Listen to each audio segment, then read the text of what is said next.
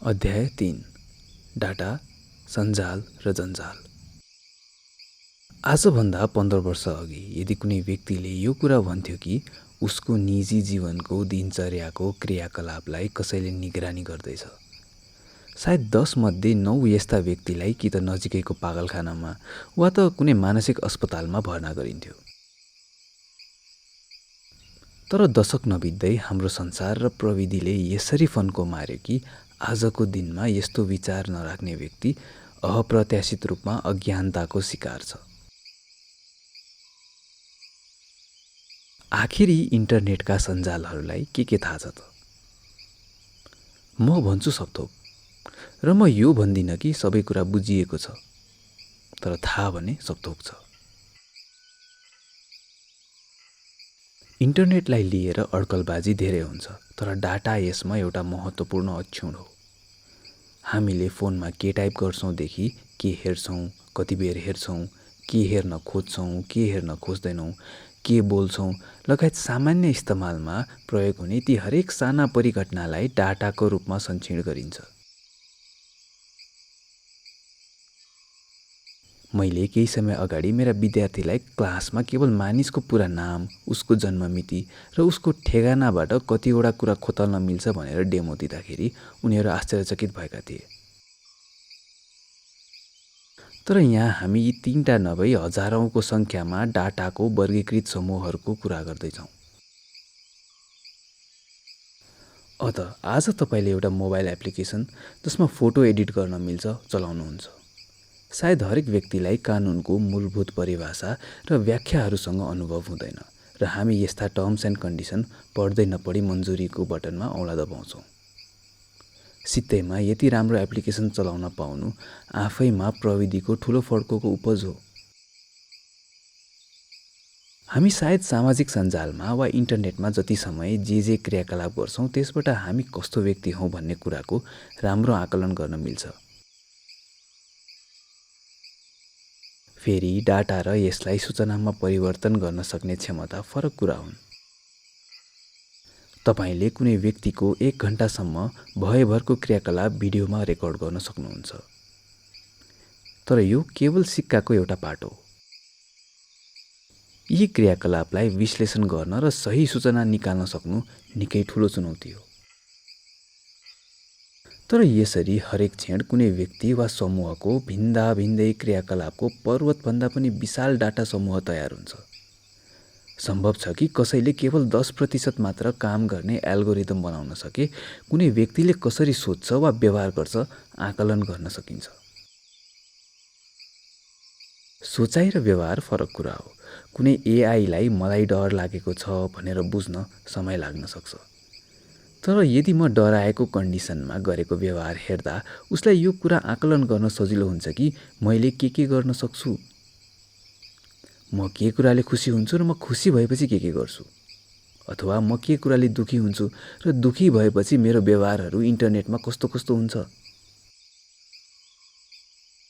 मलाई मेरो कपाल झरेको कुराले कुन श्रेणीको तनाव दिइरहेको छ र कपाल झर्न कम गर्ने स्याम्पू उत्पादकलाई म जस्तो ग्राहक कति सङ्ख्यामा चाहिएको छ।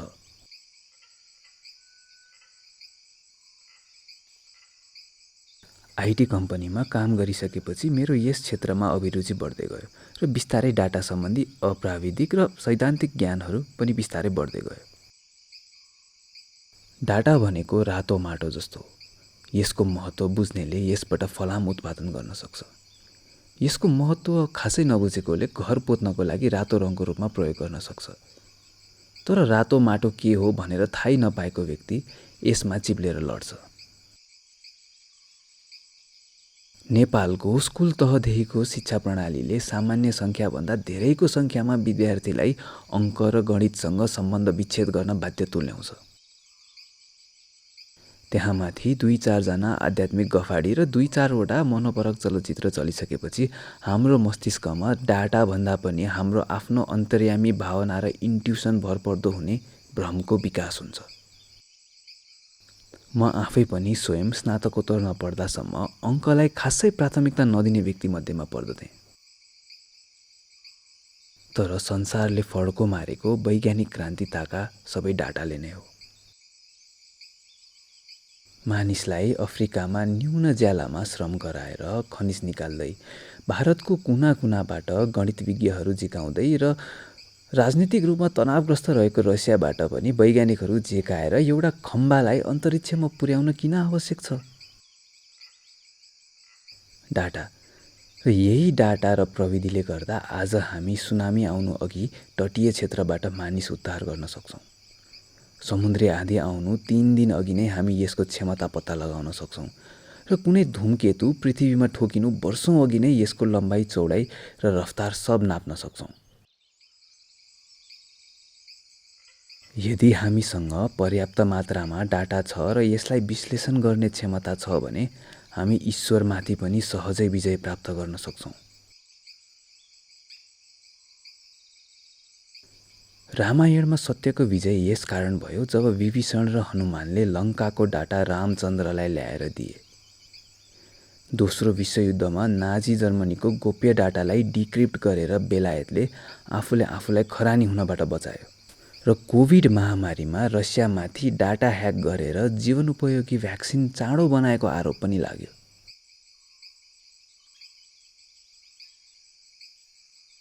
यसबाट के सिद्ध हुन्छ भने डाटा विश्लेषण डाटाभन्दा पनि महत्त्वपूर्ण पक्ष हो र तमाम ऊर्जा र इन्जिनियरिङ डाटा विश्लेषण गर्न सक्ने क्षमताको विकासमा लगाइएको छ। स्वचालित प्रविधिहरूले फड्को मारेको समयमा स्वचालित डाटा विश्लेषण एउटा अचूक साधनको रूपमा विकास हुन्छ। क्वान्टम कम्प्युटिङको विकास हालको वा सायद अनन्तकालसम्म मानव इतिहासकै एक महत्त्वपूर्ण फड्को हुनेछ। मेरो निजी रायमा क्वान्टम कम्प्युटिङको विकास त्यति नै ठुलो छलाङ हो जति 20 लाख वर्ष अघि बानर सभ्यताको कुनै एक पात्रले आगो पत्ता लगाएपछि भयो, वा 1945मा एटम बम विस्फोट गरेपछि, वा चन्द्रमामा पहिलो पटक मानवले पाइला टेकेपछि भयो। 2019मा गुगलको क्वान्टम प्रोसेसर साइकामोरले केवल 200 सेकेन्डमा यस्तो टास्क सम्पन्न गर्यो जुन हाल प्रयोगमा रहेका सबैभन्दा तेज र नवीनतम प्रविधिको उपज रहेका कम्प्युटरहरूलाई 10,000 वर्ष लाग्ने थियो। क्वान्टम कम्प्युटिङ भविष्य हो, तर साधनको वा प्रविधिको प्रभाव कस्तो हुन्छ यो प्रविधिको सर्जक वा विकासकर्ताको हातमा हुँदैन।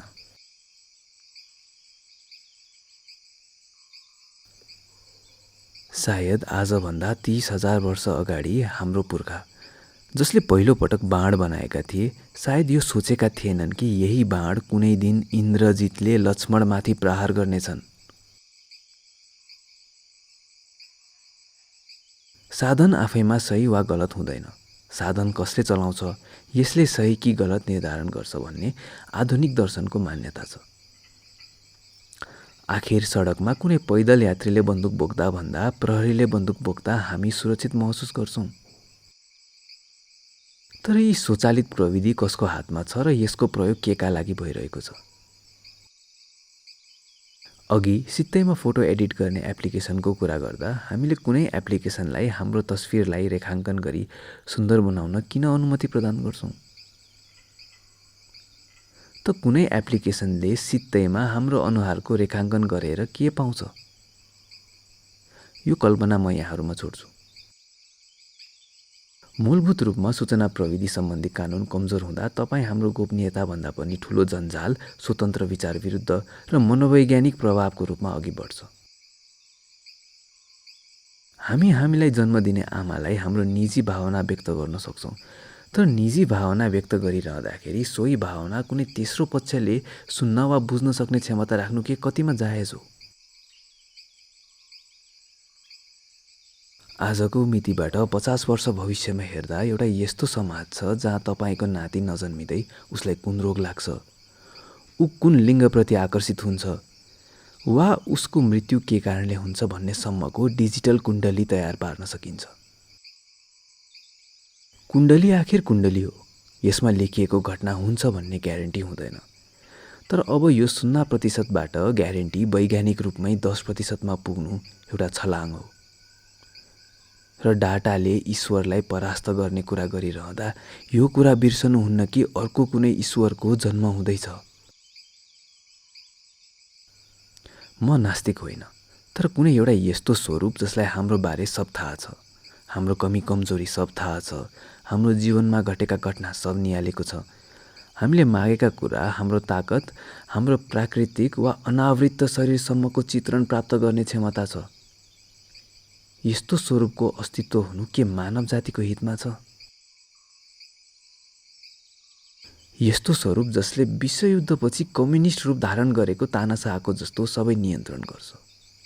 ऊ तानाशाह छ किनभने उसलाई सब थाहा छ, उसले सब देखेको छ र उसले जो कोहीसँग जे केही पनि प्राप्त गर्न सक्छ वा प्रभावमा गराउन पनि सक्छ।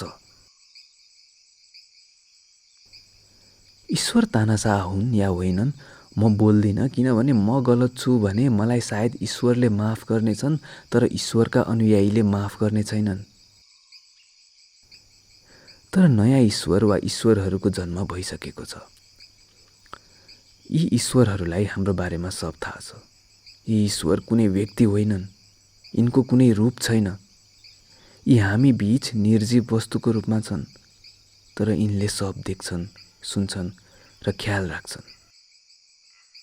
र यस्तो ईश्वरको विरुद्ध बोल्दा इतिहासमा पहिलो पटक ईश्वरको अनुयायी भन्दा ईश्वर स्वयंबाट खतरा हुने सङ्केत मिल्छ, किनभने उसलाई वास्तवमै सबै थाहा हुनेछ।